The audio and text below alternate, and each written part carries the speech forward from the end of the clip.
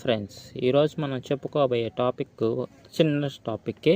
ఎందుకంటే ప్రజెంట్ ఇదొక sensation news లాగా ఉందన్నమాట. ఏంటంటే అడ్వైజర్ జ్యూరిస్టికేషన్ అంటే ఏంటి అంటే అసలు ఎందుకు ఈ ప్రజెంట్ ఈ కాన్సెప్ట్ న్యూస్లో ఉందంటే, రీసెంట్గా ప్రెసిడెంట్ సుప్రీంకోర్టుని కొన్ని ప్రశ్నలు అడిగింది దీని మీద, కాన్స్టిట్యూషన్ పరంగా మీద. అకార్డింగ్ టు ఆర్టికల్ 143 యూజ్ చేసుకుని. అకార్డింగ్ టు ఆర్టికల్ 143 అంటే ఏంటంటే, యొక్క ప్రెసిడెంట్ అనే అతను లేదా ఆమె, ప్రెసిడెంట్ అనే అతను యొక్క సుప్రీంకోర్టు యొక్క ఒపీనియన్ తీసుకోవచ్చు అన్నమాట. సో ఏవైనా డౌట్స్ వచ్చినా, ఏమైనా లీగల్ పరంగా ఏమైనా డౌట్స్ వచ్చినా, అలాగే ఈ యొక్క అగ్రిమెంట్ పరంగా ఏమైనా డౌట్స్ వచ్చినా, జ్యుడిషియరీ పరంగా ఏమైనా డౌట్స్ వచ్చినా, అలాగే ఇంకా ఏమైనా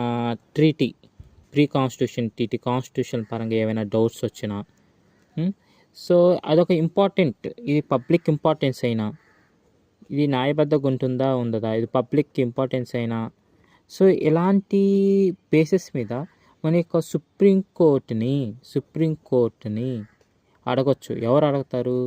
ఈ యొక్క సుప్రీంకోర్టు యొక్క సలహాలు తీసుకోవచ్చు. ఎవరు? ప్రెసిడెంట్ సుప్రీంకోర్టు యొక్క సలహాలు తీసుకోవచ్చు. అయితే ఈ సలహాలు అయితే సుప్రీంకోర్టు ఖచ్చితంగా ఇవ్వాల్సిందే సలహాలు. ఎవరికి? ప్రెసిడెంట్.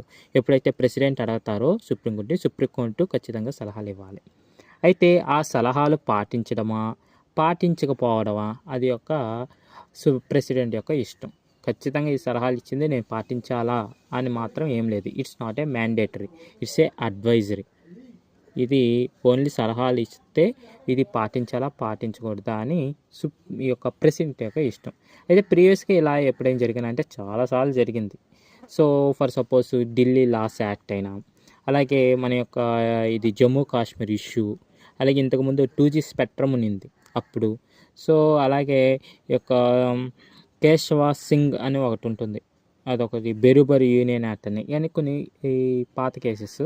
సో ఈ కేసెస్లో మన యొక్క ప్రెసిడెంట్ అనే అతను సుప్రీంకోర్టు యొక్క సలహాలు తీసుకోవడం జరిగింది. ప్రజెంట్ ద్రౌపది ముర్ము గారు, ప్రెసిడెంట్ ఆఫ్ ఇండియా, రీసెంట్గా 14 క్వశ్చన్స్ యొక్క రిలేషన్ అంటే గవర్నరు, ప్రెసిడెంట్ యొక్క న్యాయాధికారుల మీద సుప్రీంకోర్టుని 14 ప్రశ్నలు అడిగింది. మరి ఆ 14 ప్రశ్నలకి సుప్రీంకోర్టు ఖచ్చితంగా సమాధానం ఇవ్వాలి.